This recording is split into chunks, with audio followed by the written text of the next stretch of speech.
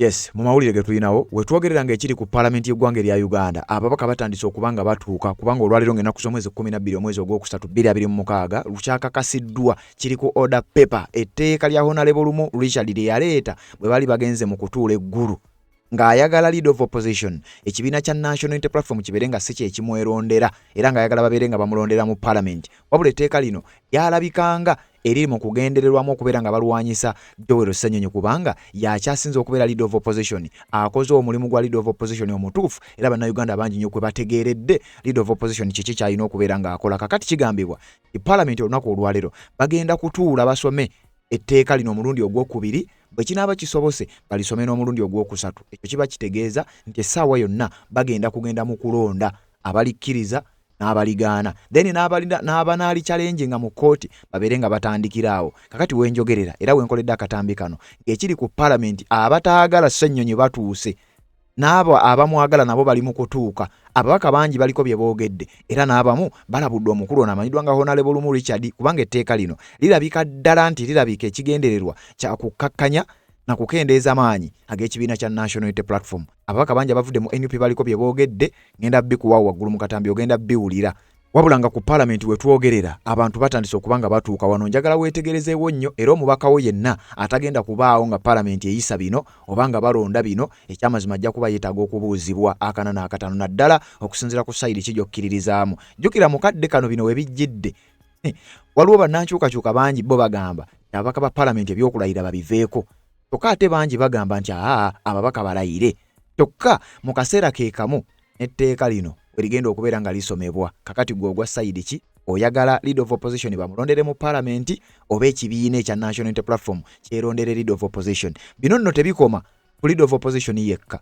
etteeka Honorable Lumu Richard lyaleeta ebimu ku biririmu ngenda bikusomera wabula nga mu byayagala leader of opposition abeere nga bamukubako akalulu baba bakaba opposition mu parliament abe bamwerondera commissioner nga bulaba nti ebyo ebifo byonna ekibiina kya National Unity Platform oba ekibiina kyonna ekiba kisinga ababaka abangi mu parliament kibadde kirina ebifo byekironda nga balonda leader of opposition aba NUP ne baweereza mu parliament amannya ne balonda commissioner wa parliament ne baweereza mu parliament amannya ebifo byonna ekumpi ebibadde birondebwa ekibiina ekisinga ababaka abangi mu parliament ku ludda oluvuganya kakati Lumu Richard oyo gwolaba yayagala babeere nga ku mulundi guno ekibiina kisindika busindisi mannya kikakati ku kifo kya leader of opposition tubaweereza Ssenyonyi John Baptist Nambeshe Patrick Nsamba ne Zaake kati bo ne beeronderako ani anaabakolera ekibiina si kyekisazeewo wabula kibaweereza mannya oyo kitone ku kifo ng'ekya commissioner n'ebifo ebirala ebifaanana bwe bityo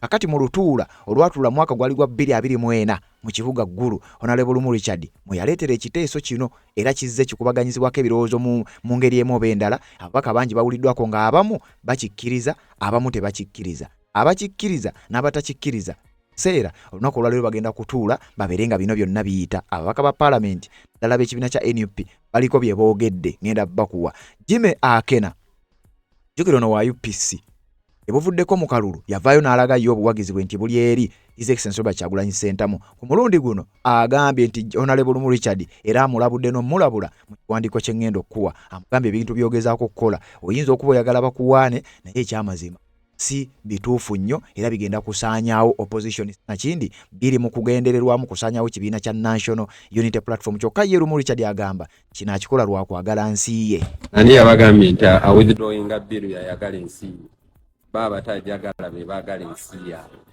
actually omuntu asinga okwagala ensi eno yenze kubanze njagala nnyo okukola ebituufu kutoli kugwa Red Zone TV webali kubanga okyagoberera yonna gy'osinzira okubanga gy'otulabira ddala gw'atambula naffe atanaba kubanga otwegattako kirira wansi awo olaba ekigambo subscribe kikwateko pata kade ka notification obeera omu ku abo basooka okumanya buli we tubanga tutaddeyo ensonga yonna kubanga tukuleetera amawulire update ku update tewali nsonga yonna gye tugezaako okubeera ng'ate tumiisinga kakati wuliriza njagala kunnyonnyola akana n'akataano ku nsonga eno etteeka lya Honorable Lumu Richard ligambibwa okuba nti ligenda kuleetebwa mu parliament olunaku olwalero libeere nga lisomebwa n'ebinaddirira byonna ogenda kubeera ng'obimanya. Katujjewo akalango kano nzije nkuwa information. Ensonga z'obufumbo olina omwami naye ng'akutawaanya, olina omukyala ng'akutawaanya, bajja ne bakwagalako ne bagenda. Gwe alina ebizibu mu byenfuna nga ssente zikuyita mu ngalo, w'oteeka ssente zifa bufi b'owola tebazza. Gwe aloota ng'ogwa mu nnyanja, gwe alumizibwa omutwe nga guganja okuwona, naawe aloota ng'ebintu bikozesa ensonga z'obufumbo. Nina ekifo ku mugga awali amayinja wennyambulirako ebisiraani, ekikwa, ekifiiriza, omudibo, obutaganja, obutaweebwa. Nzijanjaba abantu ab'enzikiriza zonna, nsiŋŋaanibwa njeru ku lw'ejjinja. Gwanjagala kuba ku nnamba yange eyo, naawe ali ewala ennyo yita ku WhatsApp.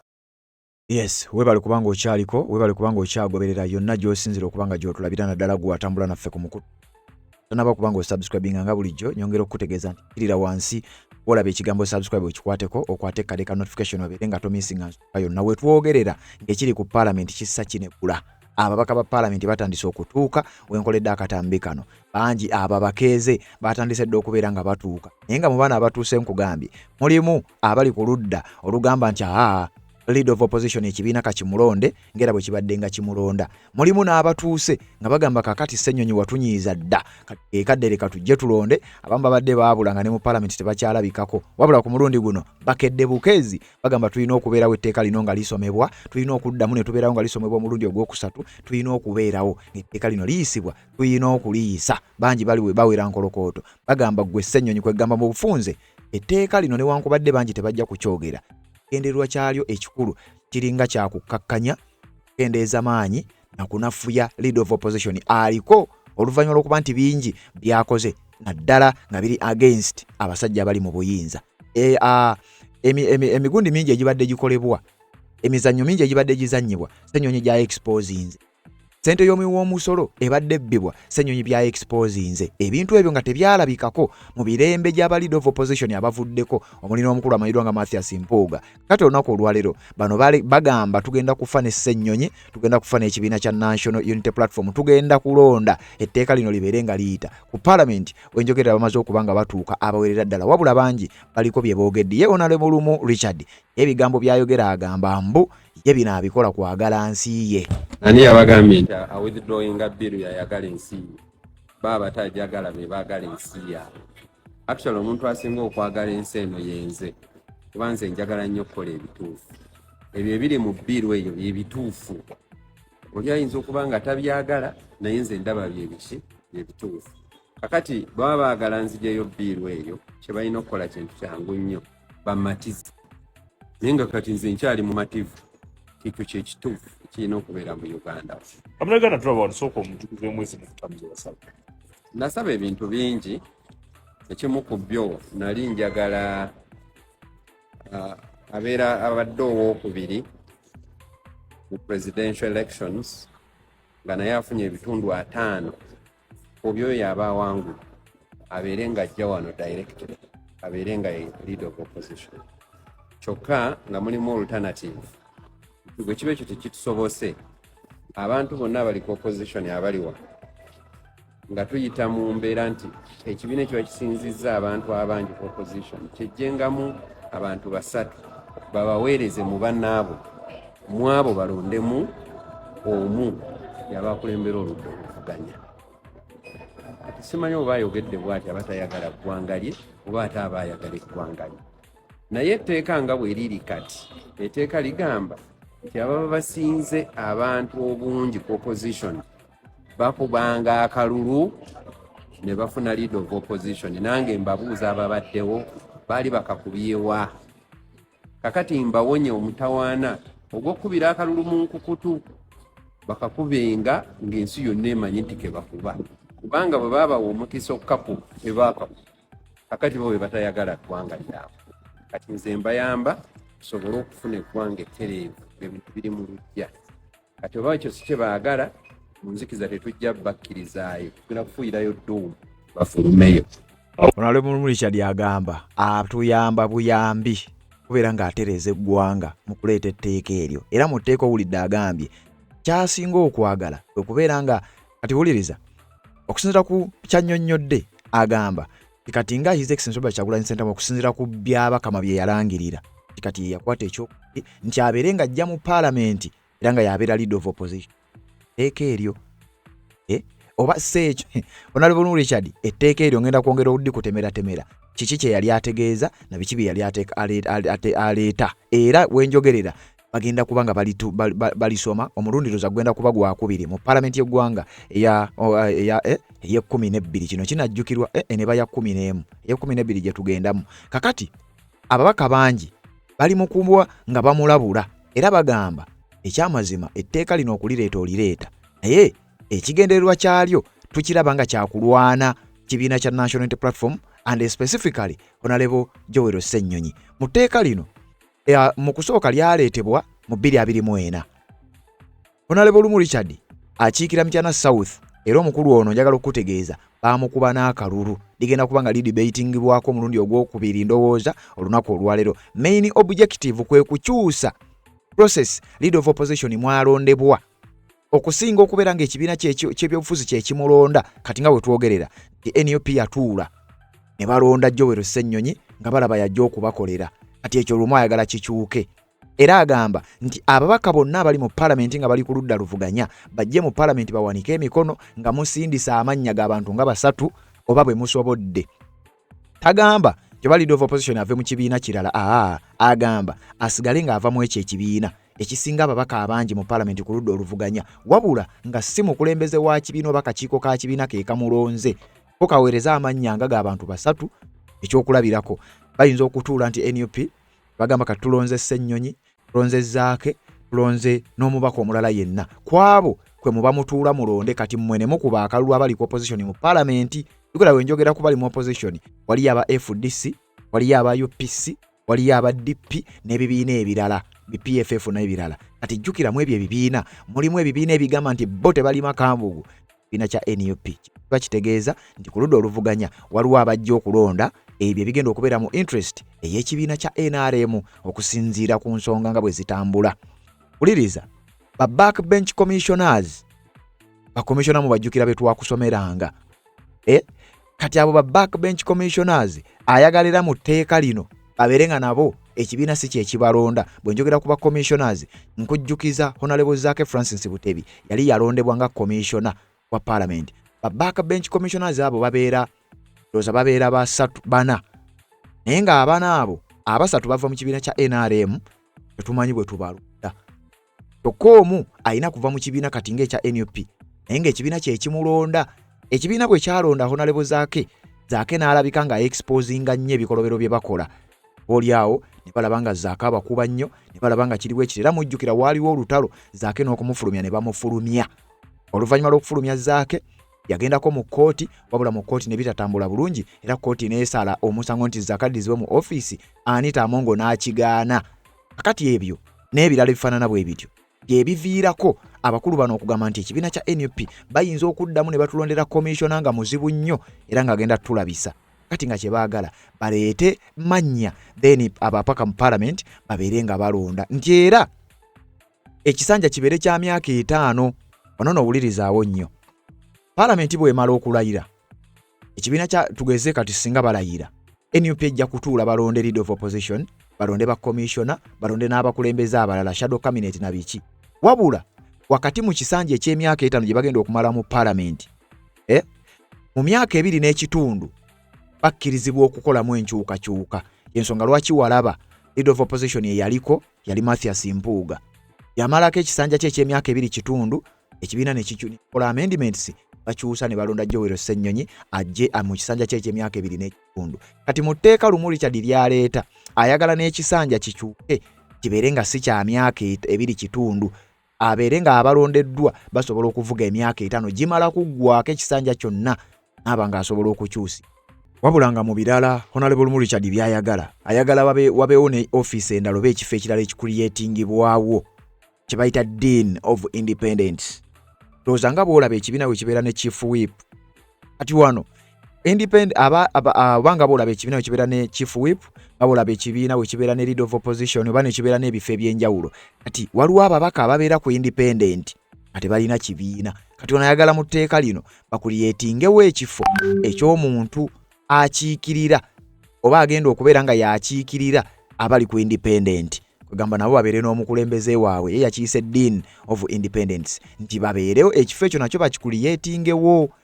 Kati wuliriza abakulembeze bangi abagamba okuba nti bakkiririza mu tteeka lya Honorable Lumu Richard abasinga obungi abalikkiririzaamu bali mu kibiina kya NRM basinga okwagala etteeka lino liyisibwe era be bali emabega wa Honorable Lumu Richard ne woba owuliriza mu njogera yaabwe wabula abali ku ludda oluvuganya naddala abali ku mazima bo bagamba nti etteeka lino liri mu kugendereramu kulaba nga linafuya ekibiina kya NUP n'okunafuya opposition mu Uganda era abali mu kuwakanya be babaka abava mu NUP be babaka abava mu FDC n'ababaka abava mu kibiina kya UPC ekya Jima Akena ekyewuunyisa ababaka bangi abava mu NRM embibiina ebirala n'abamu abali ku independent bo bawuliddwako nga balinga abali supportinga. Era wano Honorable Patrick Nsamba Oshabe omubaka akiikira abantu b'e Kassanda wa NUP yalina n'ebigambo bye yabuuzizza Honorable Lumu Richard ng'amugamba etteeka lino lireeta naye olireetera mu mbeera ki. Na kino ku ludda lw'opposition kindeetese etteeka lino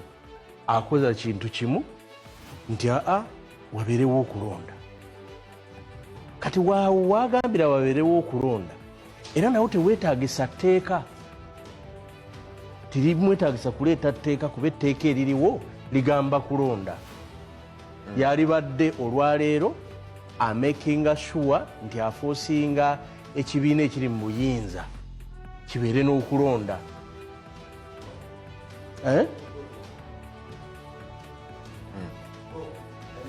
Kulondebwa ekibiina ekiri mu opposition ekinene. Very good. Kakati olwaleero kyeyalibadde akola ki? Kyeyalibadde alwanako. Kakati lumu njagala muwulirako tunulira ku kyakugamba aga nti ekibiina ekisinga ababaka abangi mu parliament kijja kuwaayo amannya 3. Tukiwa what? Kwaga amannya 3 so tufune ki era bonna basigadde bava mu ekyo ekibiina. Ye abange lumu bino byonna atugambeko nti mu jurisdiction bweti ne bweti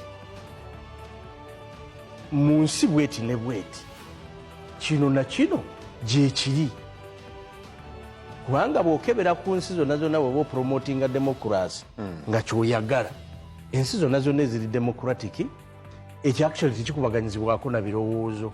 Ekibiina ekisinziza ababaka mu parliament ekisinza ababaka kyekitwala gavumenti nekibeera ku ludda olwa ddyo ekizeemu nekibeera nekiridinga luno oludda across Westminster system yonna bweri. Bw'ogenda eyindi abatakozesa Westminster system era nabo bwe kiri. Bw'ogenda wano e Kenya wano ku muliraano e Kenya lead of minority era ava mu kibiina ekisinziza abantu ki abangi. Bw'ogenda e Ghana ne South Africa wonna bwe kikola ki bwe kiri. Njagala kuwulira lumu mu bintu byonna ayagala tutaasa ki? Ayagala tutaasa kubanga omukulembeze ava mu kibiina ekyo alwanira ki? Leader of opposition taba mukulembeze wa kibiina kyokka ekisinga ababaka abangi ku oluvuganya gavumenti mu parliament abeera mukulembeze w'ebibiina byonna biri ku oluvuganya gavumenti mu parliament.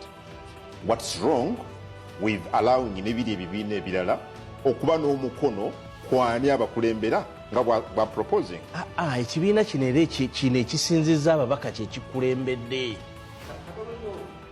era kyekikulembedde kuba singa abadde agamba Honorable Nsamba kyayogera nakyo nzikiriziganya nakyo okulonda lead of minority kyekiri e Nigeria, kyekiri e South Africa, kyekiri e Ghana. Lead of minority ekibiina ekiba kisinga ababaka abangi ku side opposition ekyo kimulonda era abalala tebaparticipatinga. Kakati okujjako nga tugamba nti mu Uganda tubeere ne lead of minority era oyo lead of minority katono nnyo. Lead of minority aba akulembera kibiina kye bw'aba alina ekintu kyonna kyayagala alina okwogera nabali. Omuzindalo ogwo gubadde gwange.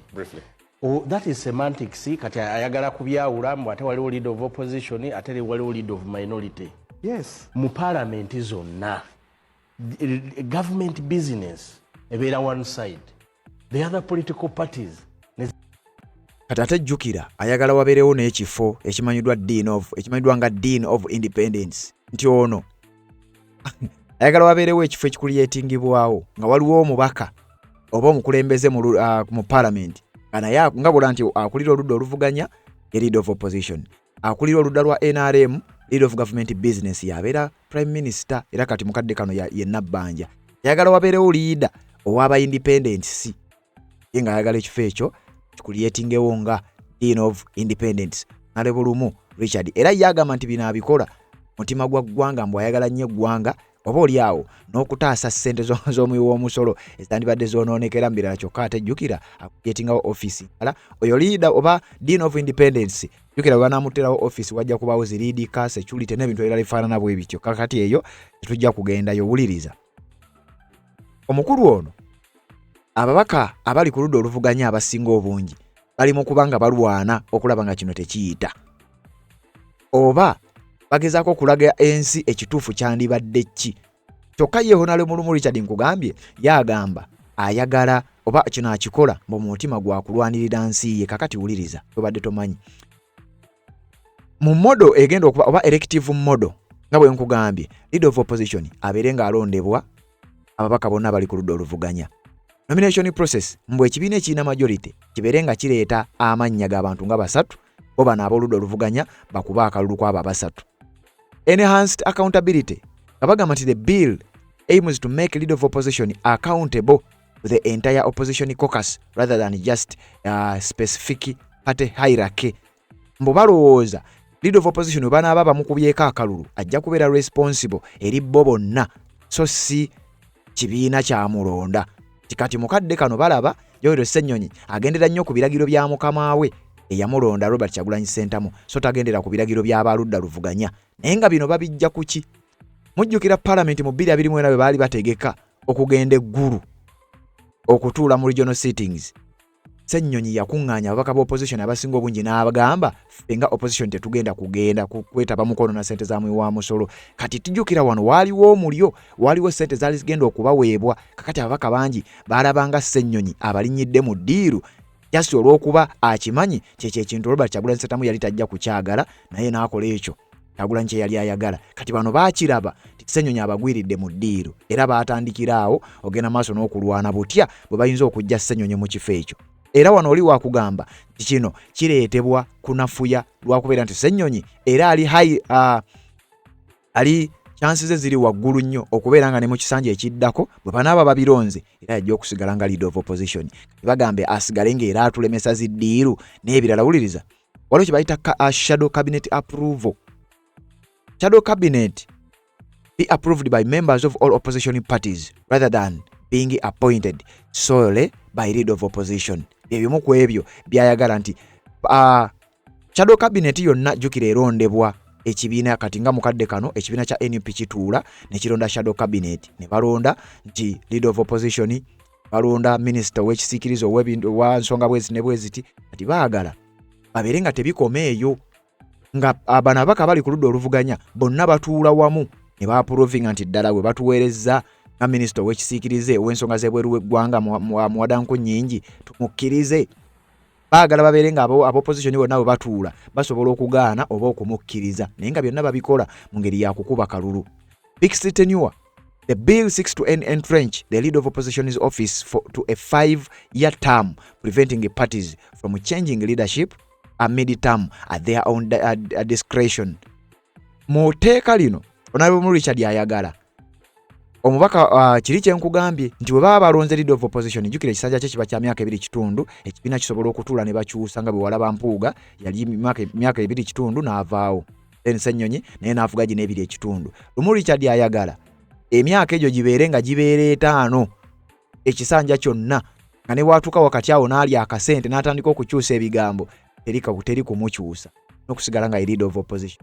Ebimu ku ebyo abantu bangi bavuddeyo ne bavumirira kino nga ne Jim Akena akulembera ekibiina kya UPC naye ayogedde bino naye kansooke nkuggirewo akatambi kano akannyonnyola obulungi ennyo katambi kano gaade mawulire aga NTV njagala okawulirize then nzije mbere nga nkwongerayo bakulira okukyusa ennonda ya kuli oludda oluvuganya mu Parliament nga kalireeta Richard Lumu ayagala ababaka abali ku ludda oluvuganya bonna baweebwa omukisa okwerondera agenda okubakulembera. Annual Katamba yabituleetedde. Olukangaga lw'ebyo ebisuubirwa okuteesebwako Parliament bw'eneebeetudde olwokuna lwa wiiki eno, NTV ekizudde ng'ebbago ly'etteeka eriruŋŋamya obukulembeze bwa Parliament the Administration of Parliament Amendment Bill 2024 lyakuddamu okusomerwa ababaka omulundi ogwokubiri era bwe watabawo kikyuka n'omulundi ogwokusatu gwa kusomerwa ku Olwo. Kino kitegeeza nti sipiika ajja kuba asobola okuliteera ababaka okulikubaganyako ebirowoozo era liba lisobola okusuumusibwa okudda ku mutendera ogw'okuliyisa. Ezimu ku nnyingo enkulu eziri mu bbago lino kwe kukyusa ennonda yakulira oludda oluvuganya ng'okusinziira ku mubaka wa Mityana South Richard Lumu eyalireeta ayagala kukolebwemu ennongoosereza kiwa omukisa ababaka bonna abali ku ludda oluvuganya okwetaba mu kulonda omuntu agenda okubakulembera. Abantu ba Uganda aliwo kye batannaba kutegeera. Akulira oludda oluvuganya gavumenti aba takulira kibiina kye, aba akulira abantu bonna abali ku ludda olukola ki oluvuganya. Kakali ate bo bannayuganda bategeera nti akulira oludda oluvuganya gavumenti y'oyo aba akulira ekibiina kye. Kati oyinza okulonda n'omuntu aba akulira ekibiina kyo wano osobola omulonda, naye ono akulira oludda oluvuganya bonna abakulira oludda oluvuganya abakwatako. Kati njagala kulongoosaamu awo abeere nti buli omu abeera ku sayidi evuganya gavumenti bino eby'omuntu abakulira bimukwatako. Lumu agamba nti kyokubanga omuntu akulira oludda oluvuganya agenda kulondebwa mu kalulu tekirina kweraliikiriza ababaka. Neewuunya nnyo abantu nga bajja na kalulu ate nga batya akalulu. Bw'oba ozze n'akalulu ate akalulu otya kaaki? Akalulu ojje wano either okawangule oba bakakuwangule oddeyeeka. Kintu kyangu ekyo. Y'omubaka wa Bbaale Charles Tebandeke agamba nti ennongoosereza ezandibadde zikolebwa mu tteeka eririwo zandibadde zongera maanyi ekibiina ekiba kisinza ababaka abangi mu Parliament so si okukikendeeza amaanyi.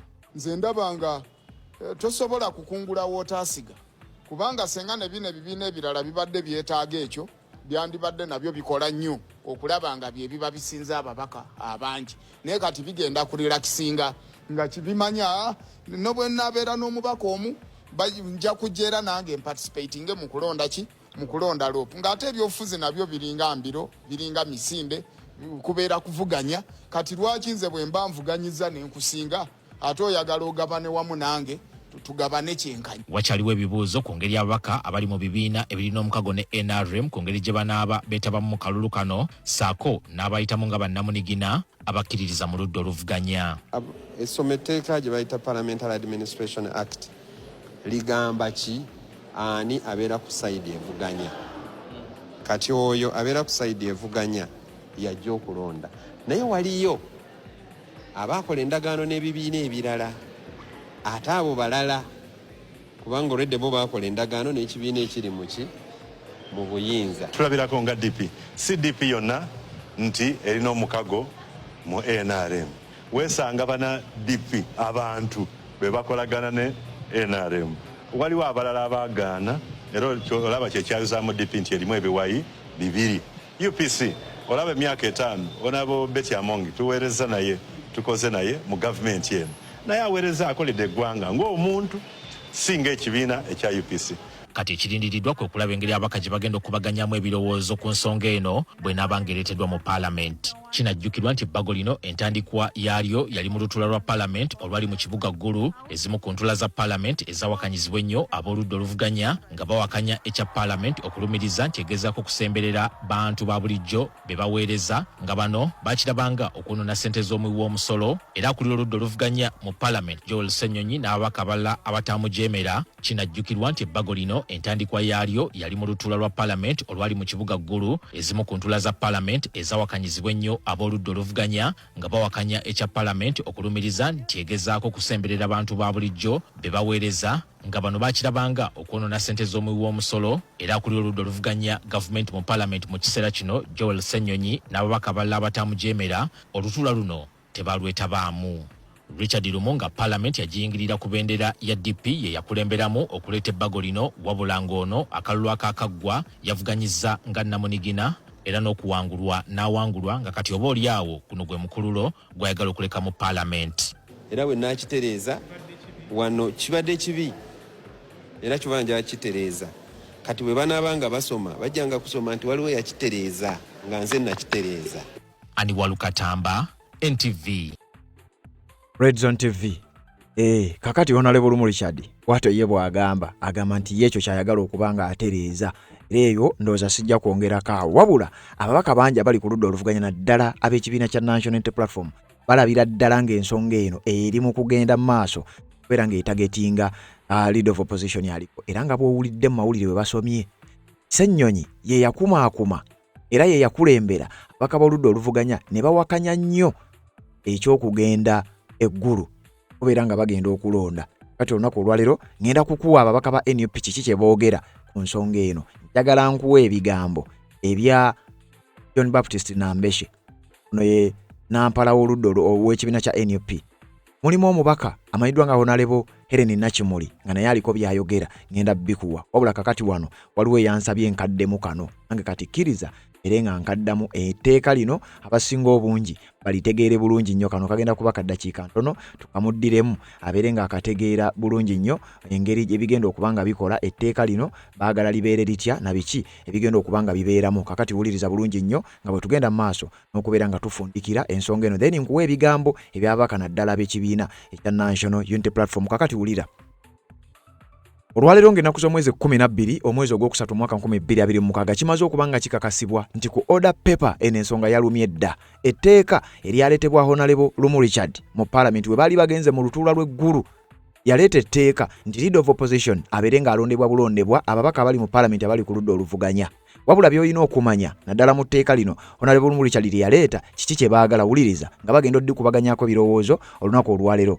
Ayagala wabeerewo okulonda kw'oyo akulira oludda oluvuganya leader of opposition abeere ng'alondebwa bulondebwa. Lino netteeka teriri ku leader of opposition yekka byonna njagala mbikuyitireitiremu mbisamalayizinge then nga tumaliriza.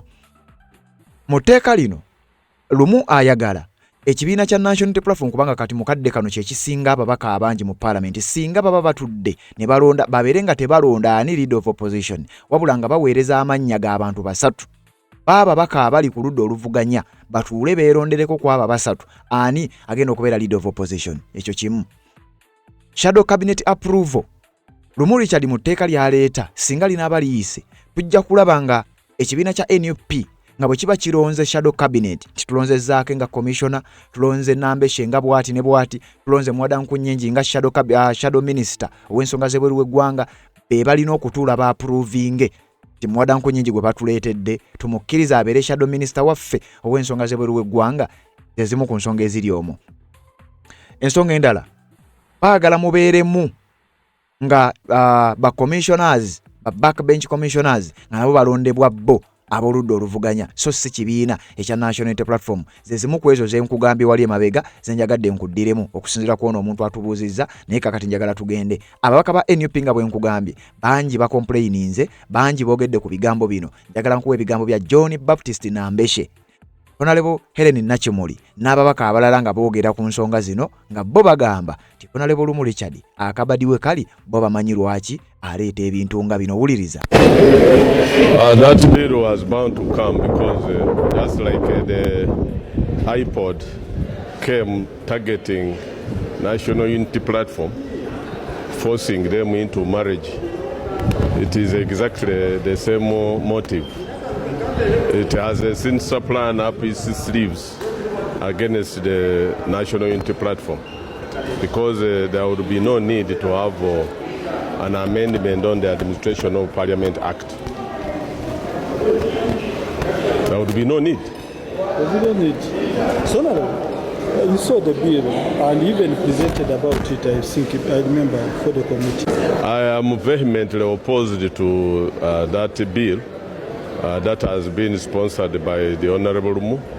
And my views are very clear, abundantly clear, because I appeared before the committee and raised a number of issues of pertinent concern that make that bill look extremely unnecessary.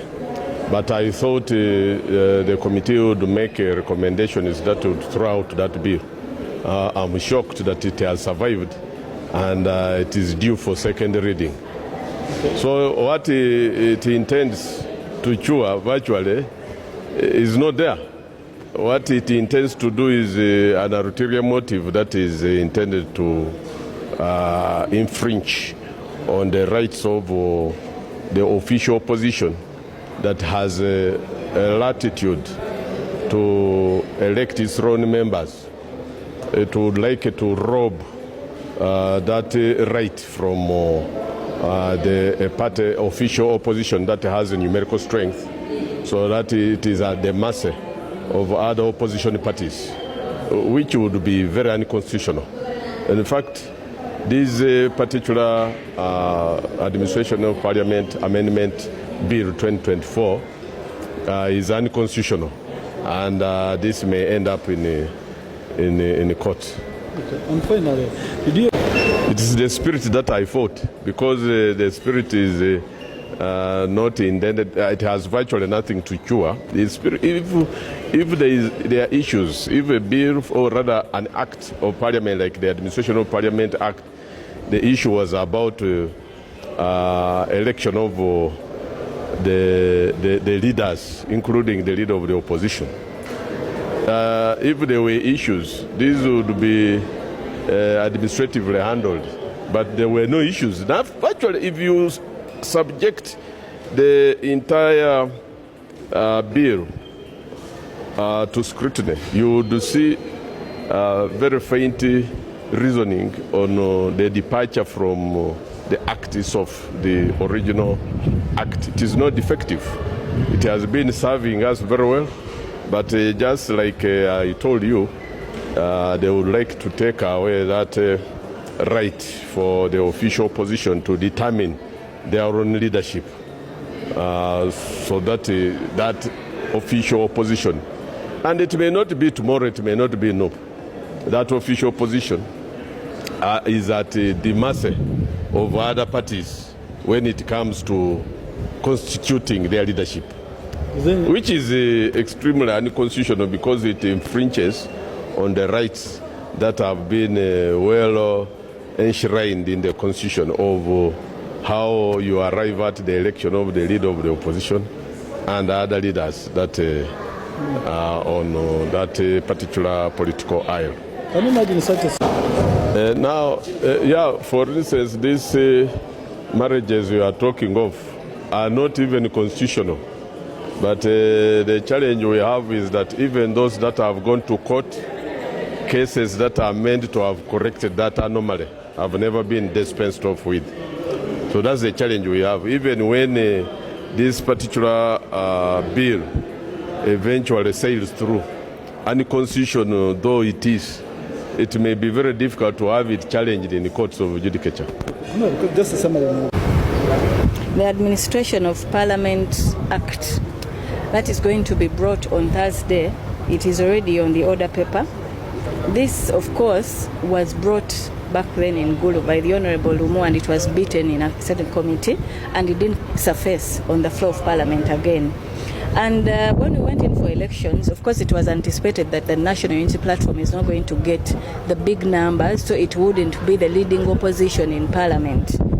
Unfortunately for them, the NUP returned strong with a big number, this time of 50 MPs.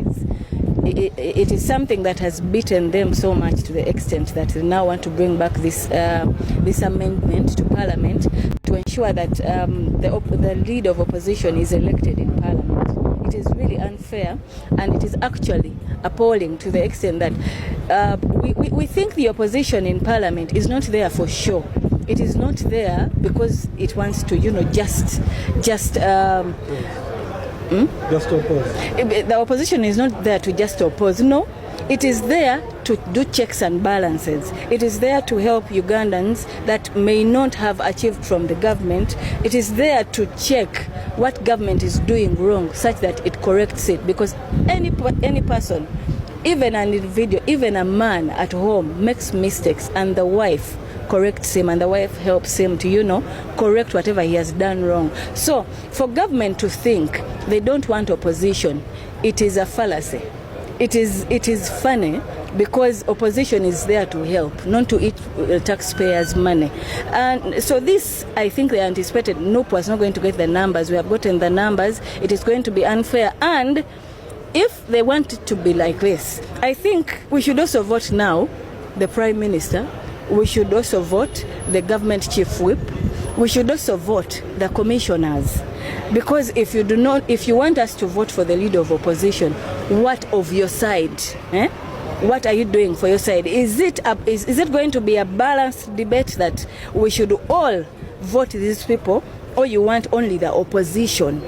Because at the end of the day, because we see the Honorable Norbert Mao is purportedly opposition, and he's standing in the race of a speaker. What if he fails? And now they bring him as an opposition standing for leader of opposition. We all know the agreement he has with the president, or he has with NRM.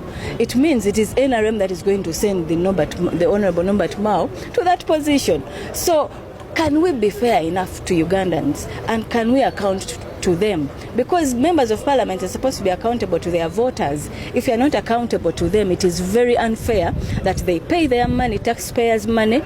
We earn a salary, we earn whatever we earn from their pocket, and then we do not account for that money. We do not go and do checks and balances on government, what government does. I think this bill isn't called for. Thank you so much.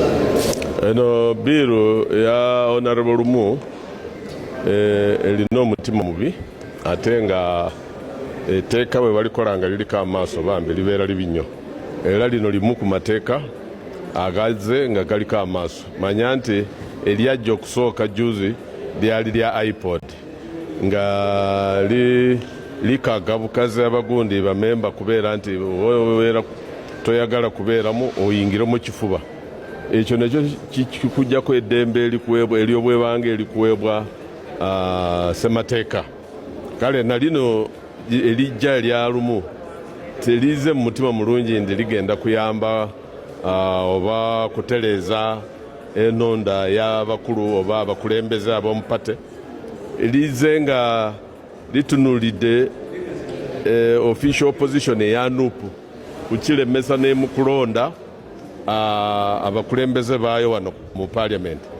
Kati ekyo baagala kwegamba etteeka lino lijja nga lyagala lijje obuyinza obuli ku official opposition kati NUP nga tebakyali n'obuyinza obwekwesalira abakulembeze baabwe, nga balina okubeera nti badipendinga ku parties endala ziri mu opposition.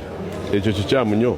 Ekyo ate kijja kubanga kikontana ne ssemateeka, kulokoba ssemateeka bw'ogenda mu Bill of Rights ekkiriza omuntu abeere ati liberty kwesalirawo. Kati nga article 23 ya personal liberty, right to personal liberty, naye waliyo article 29 ya freedom of expression, assembly n'ebirala. Kati babajjeko eddembe lyabwe eribaweebwa ssemateeka n'eddembe lyennyini ery'obwebange baba bakuggyeko. So etteeka eryo libi nnyo. Nze nalivumirira, omanyi nze nawaayo ebirowoozo byange mu komiti ne ndivumirira ne sekuvumirira yenna. Kale nze sirikkiririzaamu, era ndabidde ddala nti bye baliko balowooza nti bijja kukosa NUP, naye nga kijja kukosa amapati gundi mu maaso eyo parties endala ezinaabanga zifunye